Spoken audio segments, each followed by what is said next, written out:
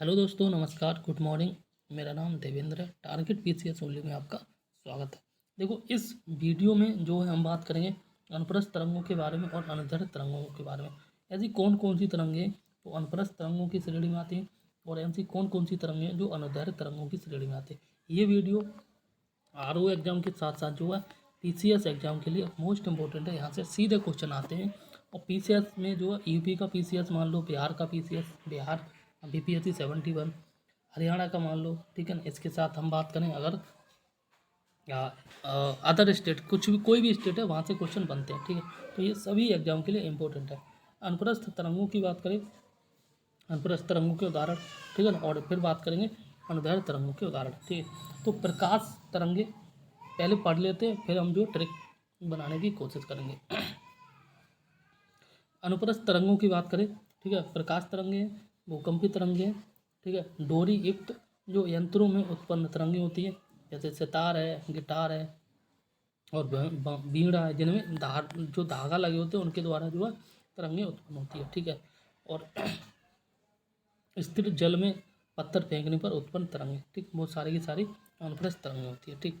इसके बाद बात करें अनुदैर्ध्य तरंगों की, ध्वनि तरंगे हैं, ठीक है, भूकंपी तरंगे और जो है सर्पिलाकार स्प्रिंग में, सर्पिलाकार स्प्रिंग में इस प्रकार से जो स्प्रिंग होती है इसमें जो अनुदैर्ध्य तरंगे होती है, और अल्ट्रासाउंड में भी जो है आपकी अनुदैर्ध्य तरंगे होती है। देखो, प्रकाश में सा आ रहा है और अनुप्रस्थ में भी सा आ रहा है, ठीक है। तो इस प्रकार से प्रकाश तरंगे जो अनुप्रस्थ तरंगे होती है, ठीक। वही बात करें भूकंप तरंग में एस तरंगे, भूकंप तरंगों में एस तरंगे, एस तरंगों में एस आ रहा है और अनुप्रस्थ में एस आ रहा है, ठीक है, याद कर लो। डोरी युक्त जो है यंत्रों में उत्पन्न, और डोरी युक्त यंत्रों में केवल हमें सितार उठाना है। किस सितार? तो सितार में एस आ रहा है और अनुप्रस्थ में एस आ रहा है, ठीक है ना। और सितार में डोरी होती है, इसी प्रकार से गिटार में डोरी होती है, और इसी प्रकार से जो आपके बीड़ा में डोरी होती है, ठीक। आगे बात करें स्थिर जल में, जो है स्थिर जल में पत्थर फेंकने पर, तो जल याद ना करना, केवल इतना याद करो, स्थिर जल है, स्थिर और जल। तो स्थिर जल में एस आ रहा है और जो है अनुप्रस्थ में एस आ रहा है, तो एस से याद करो अनुप्रस्थ तरंगे। ट्रिक इसी प्रकार से बनती है, ठीक है ना कहीं हमें लिंक करना होता है और आराम से 4 6 बार पढ़ते हैं सेम चीज़ को तो याद हो जाती है। दोबारा बताते हैं, अनुप्रस्थ तरंगों में एस, ठीक है, प्रकाश तरंगों में एस, ठीक है। और लाइट नहीं, हिंदी में पढ़ना, प्रकाश में स दिख रहा है, एस तरंगे, ठीक। भूकंप तरंगों में जो एस तरंगों में एस, ठीक है।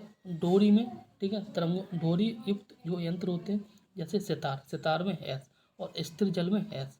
तो इस एस से अनुप्रस्थ तरंगों, ठीक है ना, ये सारे एस कनेक्ट कर लो, तो इस प्रकार से आप आराम से याद कर लेना अनुप्रस्थ तरंगों के उदाहरण, ठीक। वही बात करें आगे अनुदैर्ध्य तरंगों, अनुदैर्ध्य तरंगों के उदाहरण में, ठीक है। तो ध्वनि तरंगे होती है अनुदैर्ध्य तरंगे। अनुदैर्ध्य में देखो लास्ट में आधा धा दिख रहा है और ध्वनि में भी आधा धा दिख रहा है, आधा धा से आधा धा याद कर लो, ठीक है ना। और भूकंप तरंगों में पी तरंगे, भूकंप तरंगों में धा, धनुष और भी, बावट्टी, कुछ इसी प्रकार एक सेम जैसा दिख रहा है। तो अनुदैर्ध्य तरंगे ध्वनि तरंगे में होती हैं, ठीक है, और भूकंप तरंगों में भी होती हैं अनुदैर्ध्य तरंगे, ठीक। आगे बात करें, आगे बात करें सर्पिलाकार में ध्वनि तरंगे होती है स्प्रिंग। अब इसको किस ऐसे कुछ ऐसे याद कर लेना, इस प्रकार से जो चलती है जो खड़ी वाली तरंगे वो अनुदैर्ध्य तरंगे होती हैं, और अल्ट्रासाउंड में भी जो है आपकी अनुदैर्ध्य तरंगे होती हैं। अल्ट्रासाउंड में एस मत याद करना, ठीक है ना, ये जस्ट अपोजिट हो जाएगा।